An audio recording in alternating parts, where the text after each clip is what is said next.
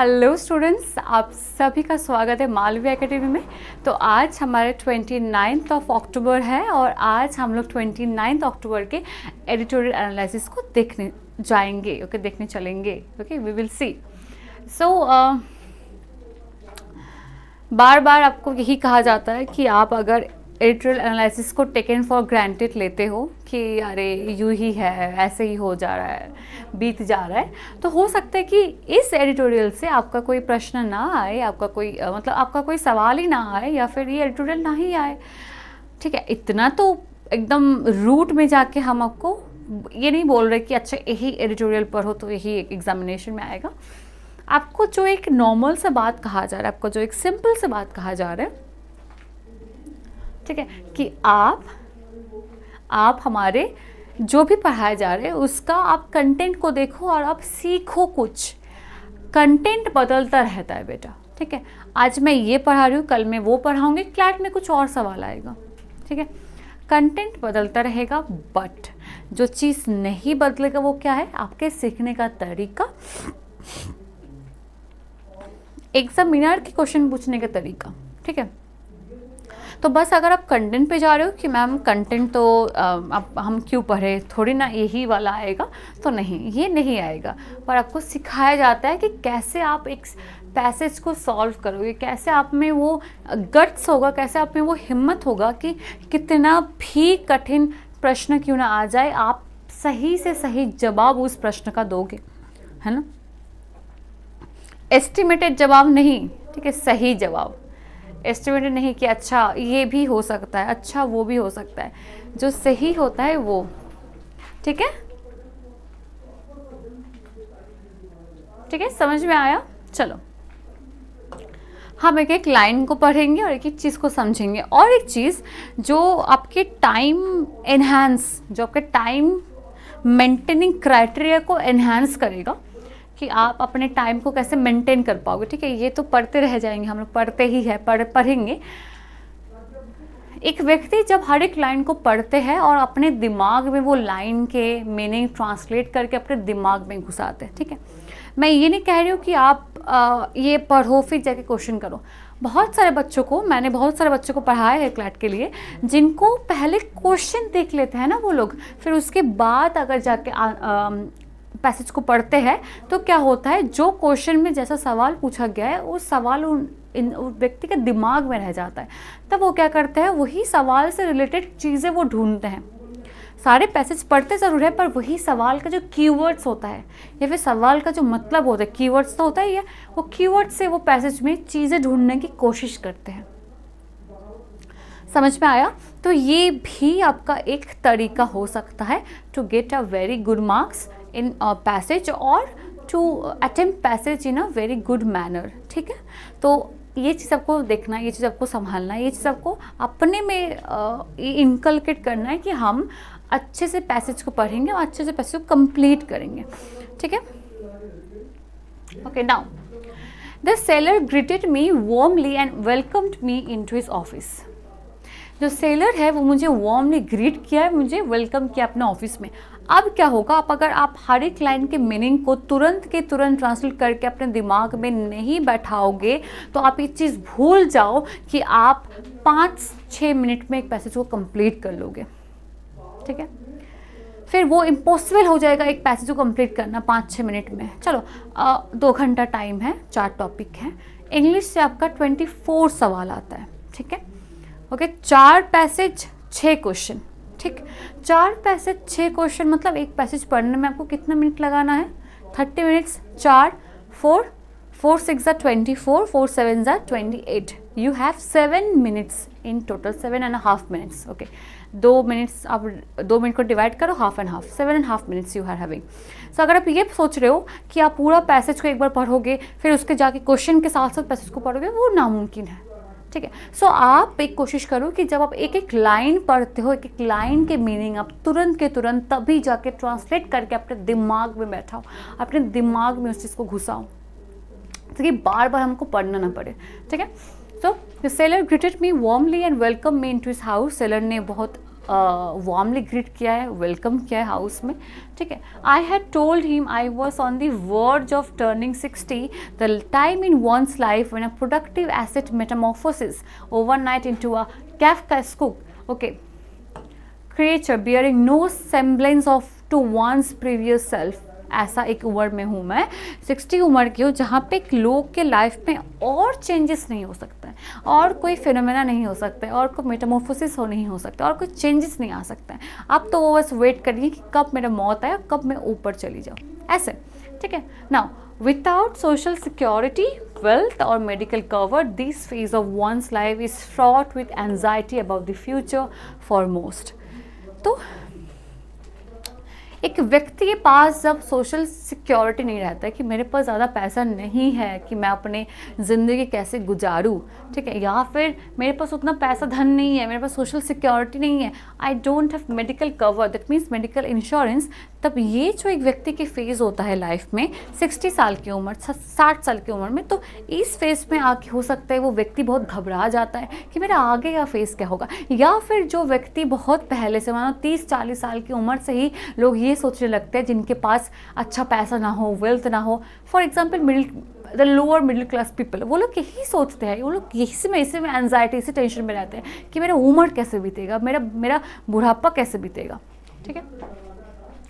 I needed a medical cover, a safety net to support me if I fell ill, so that my family wouldn't bear the catastrophic expenditure, ठीक है।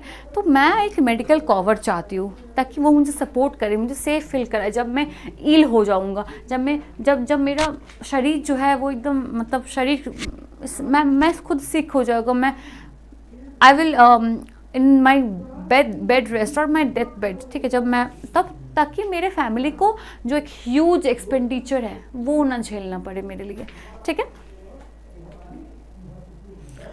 Okay, which the national health policy acknowledges as a major contributor to poverty, जो कि ये जो medical cover है। अच्छा, और एक चीज़ इसमें क्या बोला गया है, which the national health policy acknowledge as a major contribute to the poverty.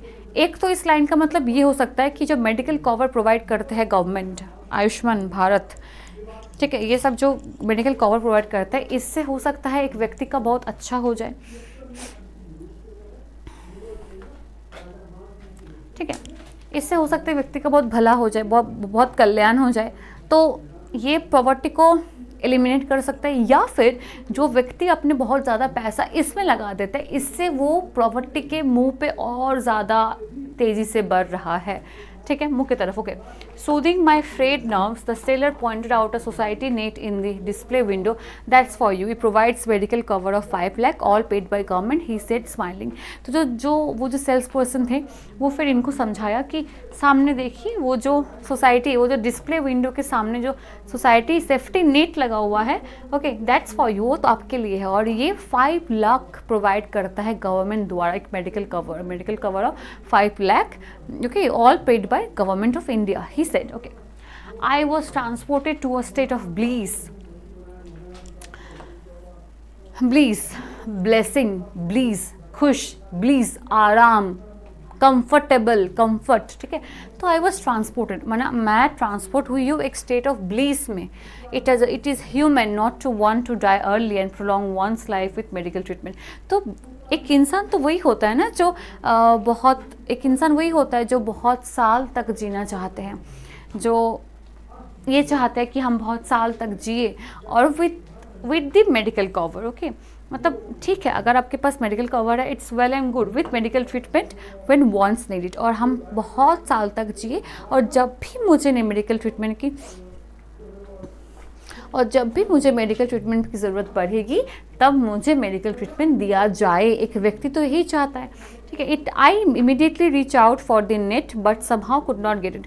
तो मैं जल्दी उस चीज़ के लिए पहुंच गया कि मुझे मेडिकल कवर मिलेगा, but somehow I could not get it, okay, somehow मुझे वो चीज़ नहीं मिल पाया, ठीक है। ही एक्सप्लेन पेशेंटली जो सेल्स पर्सन है वो पेशेंटली, वो बहुत धैर्य रख के हमको समझाएगा that you will see it at a distance always above you until you turn 70, after that it will find its place below you. Okay, so ये जो बोला गया है कि मेडिकल कवर जो है आप उसको दूर से देखोगे। आप अभी के लिए जब अब 60 साल के व्यक्ति है, अभी आपकी इस उम्र के लिए आप उस चीज़ को दूर से देखोगे, पर जब आप 70 में टर्न डाउन हो जाओगे, जब आप 70 आपका उम्र हो जाएगा, तब आपका वो पास आ जाएगा, मतलब आप मेडिकल कवर जो है आपका आपके मुट्ठी के अंदर आ जाएगा। ठीक है, ओके चलो। Crest fallen, I pleaded that wouldn't work for most Indians, as on average Indians are expected to live less than 70 years। तो फिर मैंने बोला कि ये तो पॉसिबल ही नहीं है फिर, क्योंकि मोस्ट ऑफ द इंडियंस, मतलब बहुत सारे इंडियंस जो है वो 70 से कम उम्र में मारे जाते हैं, मतलब वो डेथ हो जाता है उनका, मतलब लाइफ एक्सपेक्टेंसी जो है बहुत कम है। ठीक है, 65 to 67 ईयर्स है, मतलब 70 के मतलब बहुत बाद में। ठीक है, एट 60 देयर इनकम्स ड्विंडल, 60 में आते आते उनका जो इनकम है वो डगमगा जाता है। ठीक है, ड्विंडल हो जाता है। ओके ओके, और ऑल टुगेदर वैनिश, और ये भी हो सकता है कभी कभी एकदम से वैनिश हो जाता है। कैसे? मेडिकल कवर में खर्च वो खर्च, ये करते करते पैसा ही नहीं रहता है। Okay, world bank estimates that there are 93 million people at the 60 to 69 age group and only 45 million in the 70 to 80 age group. Okay, 93 million people in the 60 to 69 age group and 75 million in the 70 to 80 age group. Okay, how many would cross over to the other side? Okay, you know how much it will cost to cover people above 60? तुमको पता है, मतलब salesman जो है वो एक व्यक्ति को कह रहा है कि आपको पता है कि कितना पैसा गवर्नमेंट का खर्च होगा अगर हम सभी को, जो 60 के उस पर जो व्यक्ति है, सभी के लिए हम मेडिकल कवर देना शुरू कर दे, कितना पैसा गवर्नमेंट का खर्च होगा। ठीक है, thunder this seller. Okay, yes, but would that be too much for the world's 5th largest economy, which habitually spends on non-essentials? फिर जो व्यक्ति अपनी उम्र के बारे में बात कर रहे हैं, उन्होंने ये पूछा कि तो क्या हुआ, क्या ये बहुत ज़्यादा है? ये 5th लार्जेस्ट इकोनॉमी के लिए क्या ये सही में बहुत ज़्यादा है? ठीक है, जो अपने पैसा नॉन एसेंशियल्स गुड पे खर्च कर सकता है, लाखों लाखों करोड़ों करोड़ों, वो क्या मेडिकल कवर में 5 लाख नहीं खर्च कर सकता है एक व्यक्ति के प्रति? चलो, the seller looked upset, seller बहुत अपसेट हो गया। There was already a precedent, I argued. Government supported cover for its employees. The judiciary elected representative was extremely generous. Why didn't everyone have the same cover like it was in most of European and so many countries? Okay, by this time many people entered the shop. The seller become occupied with them, showing them other exciting items. I withdraw to find a safety net. I would like for the next 10 years if I live that long. Okay, so वही हुआ कि एक conclusion type, मतलब ये ना एक आपको कोई करंट अफेयर्स रिलेटेड नहीं है, ये मुझे टाइम्स ऑफ इंडिया से मिला था। ठीक है, आप देखोगे टाइम्स ऑफ इंडिया के एडिटोरियल में जाओगे, स्पीकिंग ट्री बोल के एक पोर्शन है। ठीक है, स्पीकिंग ट्री में ये एडिटोरियल मुझे मिला था। ठीक है, सो ये स्पीकिंग ट्री क्या होता है, वो करंट अफेयर्स नहीं बताते आपको, वो एक व्यक्ति क्या सोचते हैं, क्या चिंतन करते हैं, क्या एक मतलब क्या उनके थॉट्स है, क्या प्रोस्पेक्टस है, ये बताते हैं speaking tree.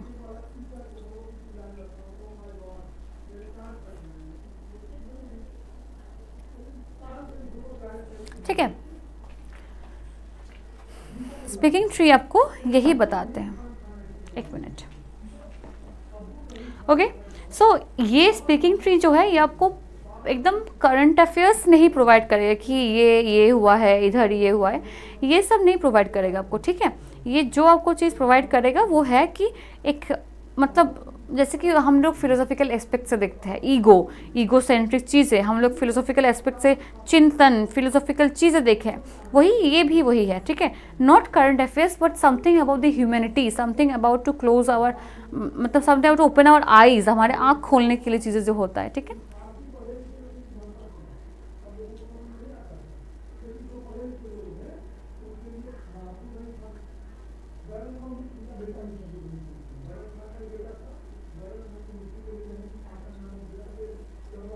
Okay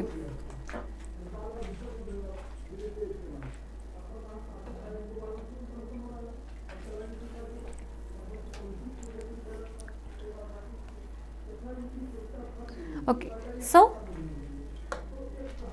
what metaphor does the narrator use to describe the transition at the age of 60? ठीक है, मेटाफोर क्या यूज़ किया था उन्होंने? What metaphor did he use? जो एक ट्रांजिशन दिखाने के लिए कि मेरा इस फेज से उस फेज पे ट्रांजिशन हो रहा है. ठीक है, एक मिनट रुको तो. Okay okay, so what is a transition phase? Okay, what is a metaphor? Okay, एक चीज़ मेरे को बता दो, what is metaphor and what is extended metaphor?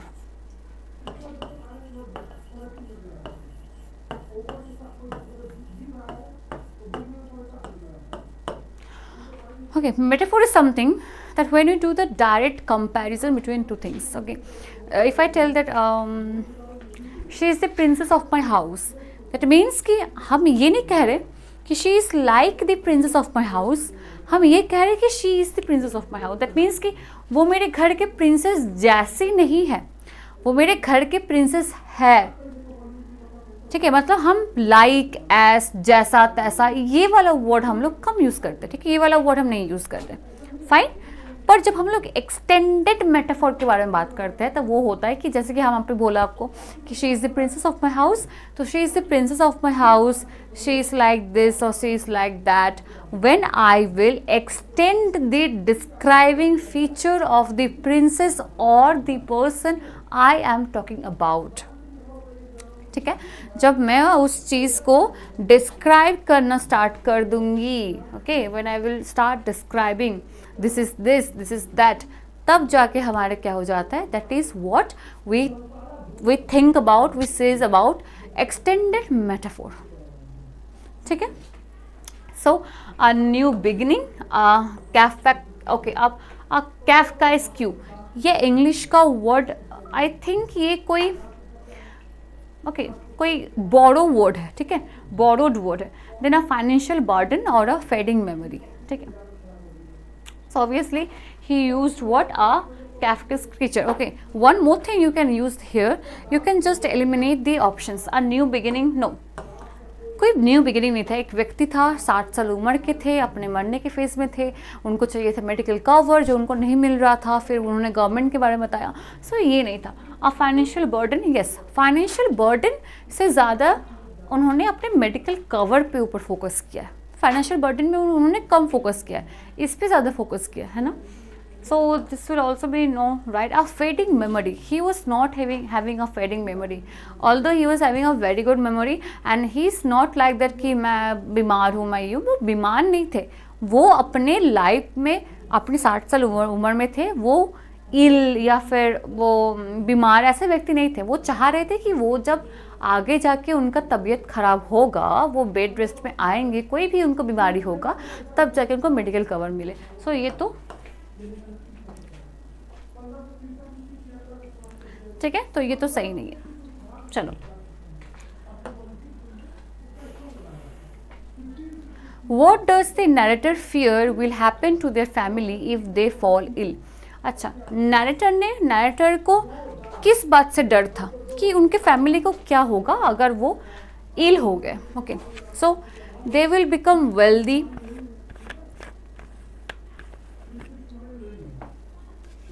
they will face catastrophic expenditure, they will be forced to relocate, and they will receive government assistance.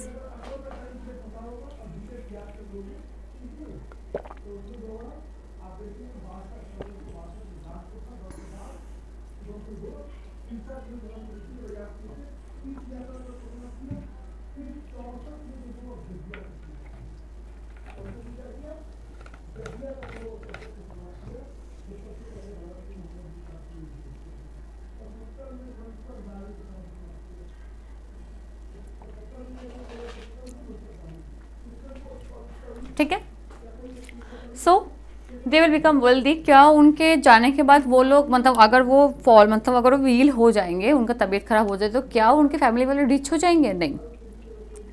फिर they will face catastrophic expenditure, क्या बहुत ज़्यादा उनको एक्सपेंडिचर झेलना पड़ेगा? They will be force to relocate, अपने घर छोड़ के कहीं और जाने के लिए उनको मजबूर कर दिया जाएगा। They will receive government assistance, वो लोग गवर्नमेंट असिस्टेंस रिसीव करेंगे। तो फिर कौन सा सही है बेटा? सही है हमारे दे विल फेस कैटास्ट्रॉफिक एक्सपेंडिचर, बहुत ज़्यादा उनको एक्सपेंडिचर झेलना पड़ेगा, बहुत ही ज़्यादा। दे विल फेस कैटास्ट्रॉफिक एक्सपेंडिचर, ठीक है, बहुत ज़्यादा उनको एक्सपेंडिचर झेलना पड़ेगा।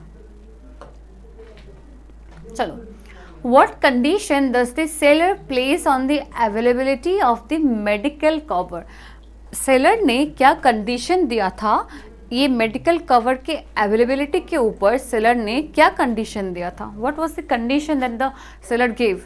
It must be purchase immediately, कि अभी वो चीज़ खरीद लेना चाहिए, या फिर it will be only available until the age of okay at the age of 70, जब आप 70 की उम्र के हो जाएंगे तभी वो चीज़ अवेलेबल होगा, या फिर it requires a government approval, या फिर गवर्नमेंट अप्रूवल की ज़रूरत पड़ेगी, या फिर it will only cover hospitalisation, की हॉस्पिटल का जो खर्च होगा सिर्फ मेडिकल कवर वही कवर करेगा, आपकी दवाई आपके और भी जो चीज़ है वो कवर नहीं करेगा। क्या ये बताया गया है?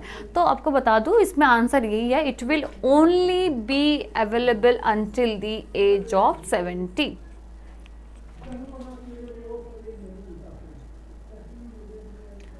ठीक है, it will only be available until the age of 70। ठीक है, चलो। According to the narrator, what demographic statistic is highlighted regarding life expectancy in India? Okay, average life expectancy exceeds 70 years.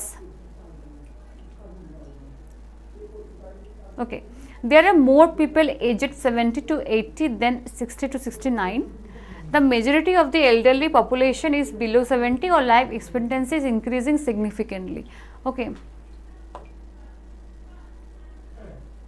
so what will be the answer?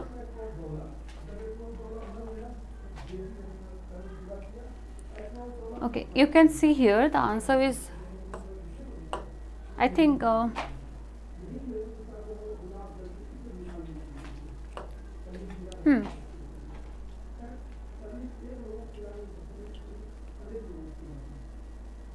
I believe that wouldn't work for most Indians, as on average Indians are expected to live less than 70 years, to live less than 70 years. तो क्या हो जाएगा? the majority of the Elder population is below 70, ठीक है, क्योंकि 70 years से कम ये लोग बच रहे हैं, 70 ईयर्स से कम ये लोग बच रहे हैं, ठीक है।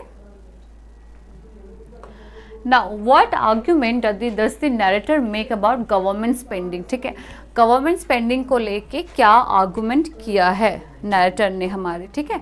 So it focuses primarily on the health care initiatives. It is often directed towards non-essential items. It neglects the elderly population. It provides ample support for all citizens. देखो, पूरा पैसेज को पढ़ोगे ना आप, तो ऑप्शन बी और option C में से आपको कहीं ना कहीं कन्फ्यूजन होगा, क्योंकि इट नेग्लेक्ट्स एल्डरली पॉपुलेशन को नेग्लेक्ट किया जा रहा है, तभी तो जाके 60s के बाद भी मेडिकल कवर नहीं मिल रहा है, 70s में मिल रहा है, ठीक है। एक और चीज़ हो सकता है दैट इज ऑफन डायरेक्टेड, कि एसेंशियल्स नॉन एसेंशियल आइटम्स के प्रति ही गवर्नमेंट ज़्यादा झुका हुआ है, ठीक है। सो हाँ, जो पैसेज में मिला है वो ये आंसर है डायरेक्ट, बट अगर ये ऑप्शन नहीं रहता बेटा, अगर ये ऑप्शन एब्सेंट रहता तो फिर ये वाला हमारा सही उत्तर हो जाता। इट नेग्लेक्ट्स द एल्डरली पॉपुलेशंस, ठीक है। Okay fine.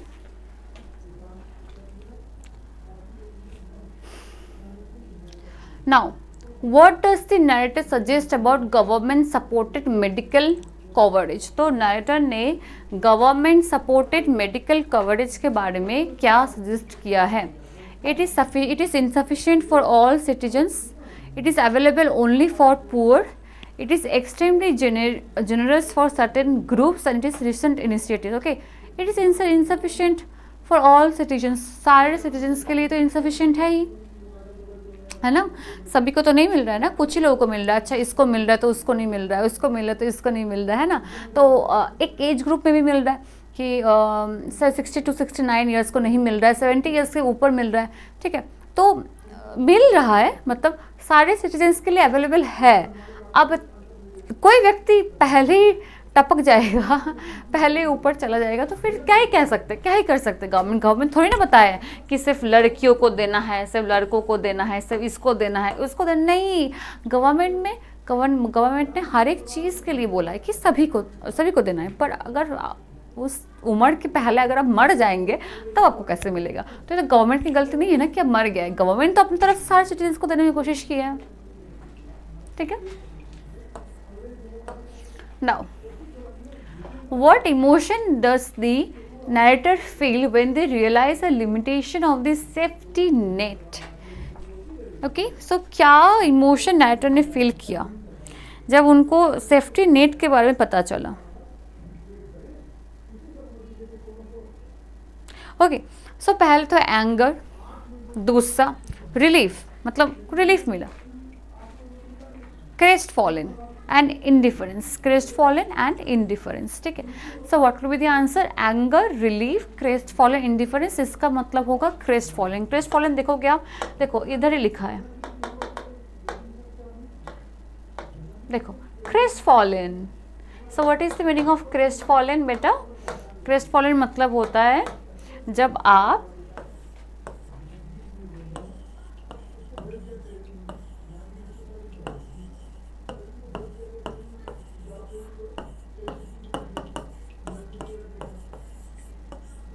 जब आप सैड और डिसअपॉइंटेड हो, दुखी हो, मतलब उस चीज़ का अच्छा नहीं लग रहा है आपको, बहुत सैड हो, बहुत डिसअपॉइंटेड हो, ये होता है हमारे क्रेस्टफॉलन, ठीक है। आप सारे हो तो गया हमारा क्वेश्चन। और एक चीज़ कि अगर आपसे पूछा जाता है कि what is the tone of the passage और what's the author motive, tone तो होता है आपका नैरेटिव टोन हो जाएगा कि एक व्यक्ति अपने पॉइंट ऑफ व्यू से उस चीज़ को बता रहे हैं कि क्या है क्या नहीं, अपने पॉइंट ऑफ व्यू से बता रहे हैं, ठीक है। कि मैं गया, जो भी हो एज पर दी जेंडर, मैं गया, मैंने ये देखा, मैंने वो देखा, ये नहीं हो पा रहा था, मुझे ये नहीं दिया गया, वो नहीं दिया गया, तो ये क्या एक नैरेटिव टोन है, ठीक है। पर ऑथर क्या बताना चाह रहे हैं कि गवर्नमेंट का lack of interest in the medical cover for given देना चाहिए 60 साल के, क्योंकि लोग एक्सपेक्टेंसी कम है लाइफ के, 60 साल 70 साल के बीच में बहुत लोग मर जाते हैं, तो गवर्नमेंट को पहले देना चाहिए। गवर्नमेंट को अपना पैसा नॉन एसेंशियल गुड्स के ऊपर खर्च ना करके अपने जो ह्यूमन मैन पावर है, अपने जो एसेट है, जो मेन एसेट है हमारे, एसेट मतलब क्या होता है? हमारे पास जो चीज़ हमारे खुद के होते हैं, प्रॉपर्टी।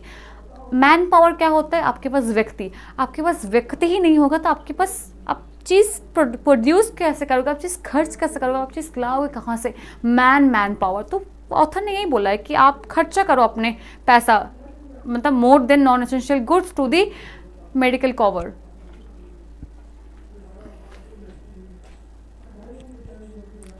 ठीक है,